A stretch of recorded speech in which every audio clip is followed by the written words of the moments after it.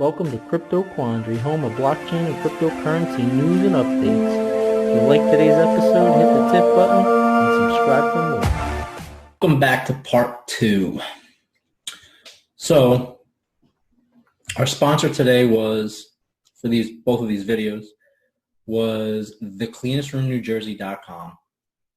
And they actually have, for this protocol right here, if you live in New Jersey, Ocean County, Monmouth County area, and you're looking for residential or commercial cleaning, give them a call, 732-831-7526. And that protocol is actually a cleaning product that has a 99.99% efficacy, and it is all natural. So if you're interested in it, go to thecleanestRoomNewJersey.com and click that link, that little guy right there, and check them out. They'll take care of you. You can also check them out on their YouTube channel, The Cleanest Room New Jersey. All right, let's roll into this news. Kyrgyzstan's lawmakers considering the bill to legalize crypto mining. Kyrgyzstan's parliament is deliberating on a tax regime for miners that would be the country's first regulated framework for crypto activities that seek to increase government revenue by establishing taxation obligations for miners, in addition to establishing clear definitions for virtual assets and mining within the context of cryptocurrencies. The proposed law would tax miners at a flat rate of 15% of profits generated through the sale of mined crypto assets. So if you want to hear more about that, go on Cointelegraph.com. And it's pretty wild. So Kyrgyzstan legalized crypto mining. I smell more adoption. Mark Cuban. All right. Bitcoin can be a store of value. So basically, if you are on Twitter, you probably saw, possibly if you follow Mark Cuban on Twitter, you saw that he was talking about Bitcoin. And basically, in a nutshell, what he said was, for a store of value, yes, he could see it.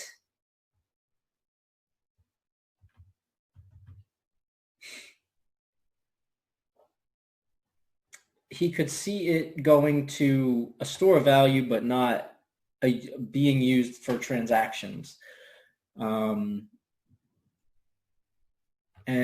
the reason being was because he was basically saying that the higher, only rich people would be able, or wealthy people would be able to purchase it. But I mean, you can buy up to 8 decimal places and a one. I mean, you can buy $5 in Bitcoin. It's not. So Bitcoin critic Mark Cuban admits BTC can be a store of value. Preston Pish, the founder of Buffett'sBooks.com, has taken to Twitter to discuss the current quantitative easing, UBI, and the civil unrest that has turned into mayhem in the U.S. Money printer goes brr. While saying that Bitcoin is the silver lining in the situation, he gets billionaire Mark Cuban to join the discussion. Further along in the discussion, Cuban admitted the BTC can indeed be a store of value. He said it is doubtful that, and that goes into what I was just talking about. So Bitcoin as a store of value versus being used for transactions in the future, what do you think? Here's the second part of it. It can be a store of value, but the conversation started with the challenges of the current Federal Reserve System. He isn't wrong about the system. Let's see. Its ability to impact society's replacement of the system. Where's it at?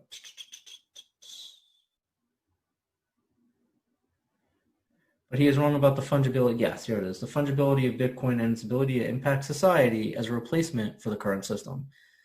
And like I said, he was saying that, Bitcoin, if it's going to continue to increase in value, how are people going to purchase so much of it, and use it consistently? I mean, if you're getting paid in it, at that point, it would be, if the dollar ended up tanking and not existing, you would end up, every week, whatever, people make what? Round it out, $500 a week, whatever. So if you had Bitcoin, if we were all paid in Bitcoin, people would be getting like 0.000, whatever it is, for $500. You know what I'm saying? Something equivalent to that. But then it would change versus Bitcoin. You know what I'm saying? Everything would be a little different. Like, you'd be getting paid in Bitcoin. So fiat wouldn't even matter at that point. But, I mean, you're talking years down the line. I mean, at this point, they're talking about the digital dollar and all that stuff. So, I mean, we'll see. It'll be interesting to see how all this plays out. But definitely is a store of value. I mean, digital gold, right? All right. So, Cointelegraph says Walmart China subsidiary teams up with VeChain to trace food products. If you're not familiar with VeChain,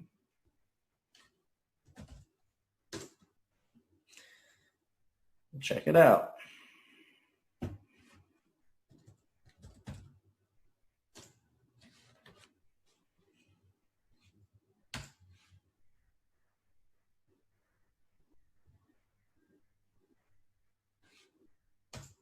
All right, then.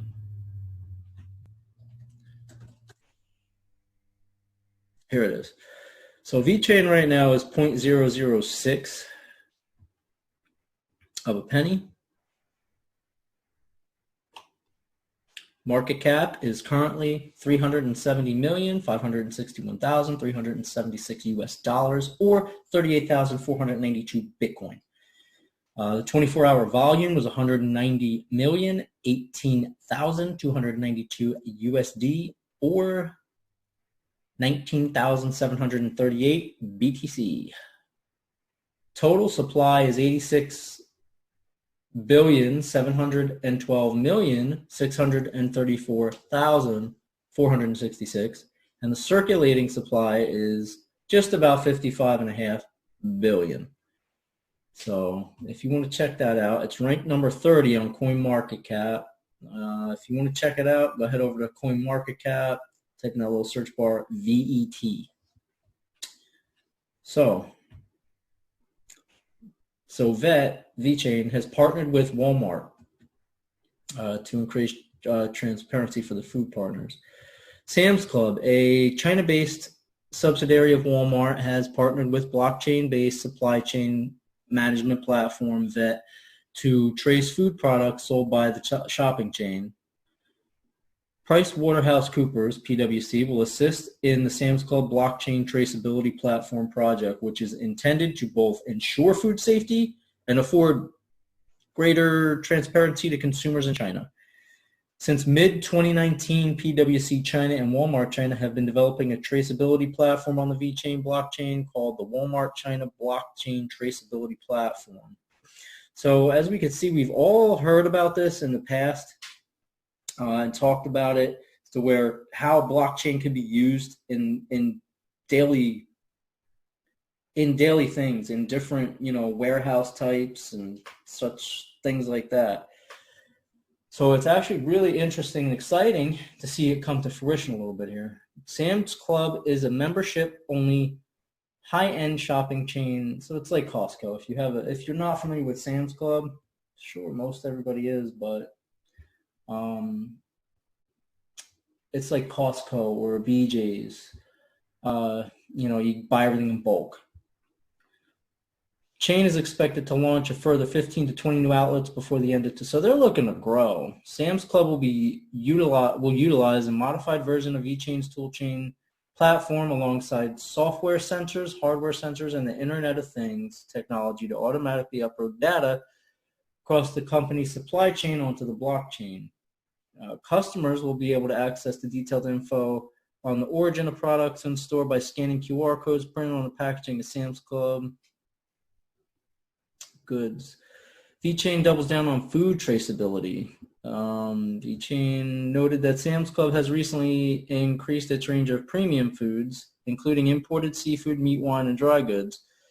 VET emphasized the long-term pain points in fresh food transportation, product selection, product information transparency, and visibility, touting the efficacy of blockchain solutions in addressing such issues.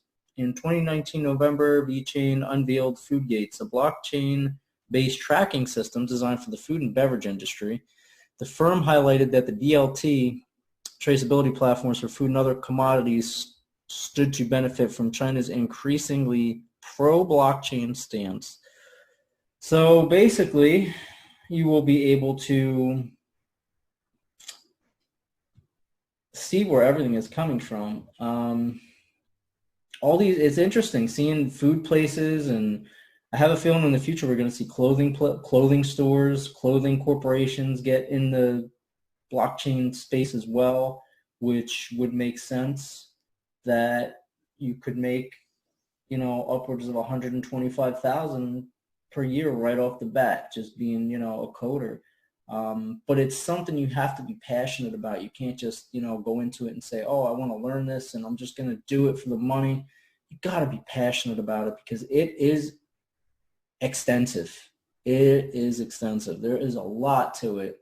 You're talking about coding and different forms of functions, and it's a lot. So you have to really want it. And if you really want it and you're a blockchain geek and a crypto nerd like I am, go for it. I'm telling you. Research the different types of schools and just go for it. I'm telling you, if you're really that passionate about it, go for it. Because if there's one thing in life I've learned, it's never give up. And if you have a dream, chase it. Just get it. Get it. All right. Joe Rogan gave millions of Google Chrome users another surprising option. The browser we're using right now. Yes, sirree. Google Chrome is the world's biggest internet browser with a staggering near 60% market share, but new rivals are gaining ground amid rising privacy concerns. So, if all of you heard, there was a thing in the news saying that I believe there was some type of lawsuit or something going on with Google to where if you go in like the privacy section or whatever it is and, you just click, they were disregarding it. So that's where Brave comes in. And this week, podcaster Joe Rogan has recently been thrust into the limelight after he signed a major deal with the streaming service Spotify. Revealed he uses the cryptocurrency-powered Chrome rival Brave to avoid internet ads and Google's overzealous tracking. My phone was turning on before. I wonder if that was Google. I do not use Google on my phone. I use Brave. Thank you very much. Crypto-powered Brave browser has Google Chrome in its sights. All right. Alrighty then. I'm not gonna move. Now we're gonna play games. All right. Second round of stimulus checks. I don't want that. Sorry, guys. There's so much value in knowing what you're up to, knowing where you're going, what you're buying, what you're saying. That's what Rogan told his podcast guest Reggie Watts, an American musician, actor, and comedian, a wide-ranging discussion lasting over 2 hours. So if you guys want to check that out, major deals. If you go on his podcast, you'll be able to find it like right off the bat. Just go ahead. It's probably a recent, more of a recent video he put up on his thing, or possibly even Spotify. I haven't had the chance to get on Spotify and check it out if he's got it up yet. But I do know on his YouTube channel, you'll be able to find that video. If you want to use Instagram or if you want to use Facebook, you're getting tracked, Rogan said, pointing to a recent $5 billion lawsuit filed against Google for tracking users without their consent. He claimed that his podcast is getting as many as 190 million downloads per month, and it's thought to have made 30 million last year, according to the recent Forbes estimate railed against AdOpod. Appeared to follow users around the internet before admitting he uses Brave after it was mentioned by Watts. Brave, an open-source internet browser that aims to protect users' privacy by blocking ads and website trackers, seen a huge surge in popularity in recent months. Now also, side note, with Brave, you can actually make cryptocurrency through the Brave browser just from searching and using it. Brave this week revealed that it added 1.5 million monthly active users in April and May, taking it to 15 million. Which, after this, I can imagine it's probably going to go up even more. The Brave ad program, which, there you go, rewards users with the basic attention token, BAT token, cryptocurrency for voluntarily watching ads from partner brands such as Amazon, Verizon, Chipotle, PayPal, has grown with its number of ad campaigns climbing from 255% to over 1,500% from October 2019 to May 2020. It's called getting paid for your attention. I mean, literally. Basic attention token, you're getting paid for your attention. That's one of the ways we're going to be paid in the future. Now, it's already happening. Brave, which launched in 2017 following a massive $35 million initial coin offering fundraiser, expects to do well from the trend toward the data privacy and heightened security concerns. So Brave is one of those coins that it was back when all the ICOs were going around, and I mean everybody knows about BitConnect, so everybody knows what happened with that. They had a lot of ICOs going on that were just not truthful, not honest, just, all right, they were garbage. They took your money and they ran, pretty much.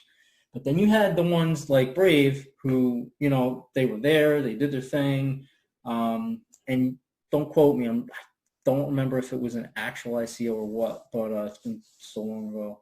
I just remember hearing about it when it was coming out and thinking, oh, wow, it'll be interesting. But you had things like this and other ICOs that were truthful, and they did last, back in 2017. So it goes to show you that in this world, and it's crazy times right now. Not everything is bad. In a certain sector, not everything is bad. You have your good, you have your bad. You have your good, you have your evil. It's the way it is, and it's terrible, but it is what it is. We need unity. That's what we need. But anyway, back to the news. People have had a long time to acclimate to Chrome.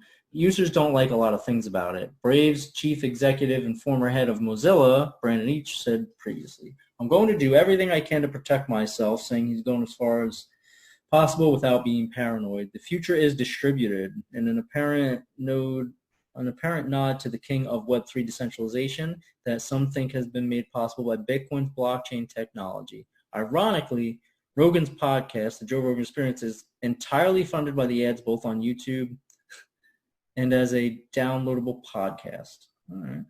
Square's Cash App is a major sponsor and regularly touted by Rogan as the best way to buy Bitcoin, introducing many millions of cryptocurrency over a number of years. Yeah, but that was pretty interesting. If you if you're interested in the Brave browser, just go to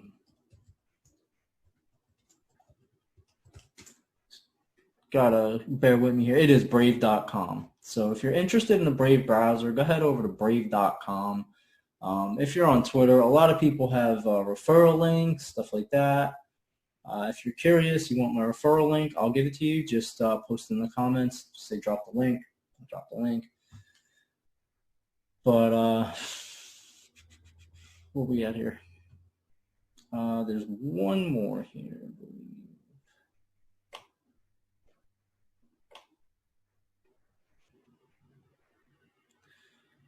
So Mimblewimble update made progress. Mimblewimble and Litecoin. So Mimblewimble is a privacy update that Litecoin is doing to give its users more of an option to go onto the private, to have more privatized transactions. So it says, I finished implementing the accept block and connect block integration logic, meaning that when a Mimblewimble block is received, it will be fully validated, added to the chain, and the UTXO set will be updated. This ended up requiring a lot more rework than I had hoped. Since the approach I originally took on the Mimblewimble side for adding, validating, and moving the blocks didn't line up well with the existing code's approach to handling the UTXO set using views and caches, the logical step was to work on the disconnect block, which will remove a block from the chain in the case of chain reorgs. However, I choose to instead to start working on the mempool, with the hopes that we can soon start mining Mimblewimble blocks. So that was part of May's. In June, they are looking to wrap up mempool logic and start mining valid change with the Mimblewimble extension blocks, making sure all pieces work well together. July should be the initial block download. And September should be the activation for the testnet. Yeah, Mimblewimble that's the privacy part to what they're going to put into Litecoin. So UTXOs or something, that's something also. I'm not going to get into that. I actually did learn about that through the Ivan Tech course. But that's something that I would definitely look up because it's a lot. But if you go ahead and look it up, just go ahead and research that. DYOR, do your own research on that one. Or if you want, I could do a video on it separately. However, the other coin, not the only, but the other coin that I love that has Mimblewimble, it has Mimblewimble in it since the beginning, is Epic. And Epic Cash is doing big things. Epic Cash is halving in about 18 to 20 days. So correct me in the comments because I'm a little off on that, how many days. But Mimblewimble's had that Mimblewimble's been built into Epic Cash since day one. So all transactions are private. It's a little different than Litecoin, whereas they're putting Mimblewimble onto Litecoin now after they've had transactions that weren't privatized, but it's still a good thing. It's still a great thing. It's just going to be interesting to see how it plays out and how people, gravitate towards using Litecoin in the future. But yeah, Litecoin is doing some big things. But thank you for watching. If you guys have any questions, drop them in the comments, and I'll be checking the comments. If there's any other, let me know what else you guys want to see besides just news. If you want me to do a video on UTXO, I can do that. If you want a video on the difference between blockchain 1.0 and 2.0, I can do that. Just let me know. Drop it in the comments. And other than that, I think everybody should have a wonderful weekend because it is Friday night. And let's just hope everything in the world just turns around and gets better. God bless, and I'll see you in the next video.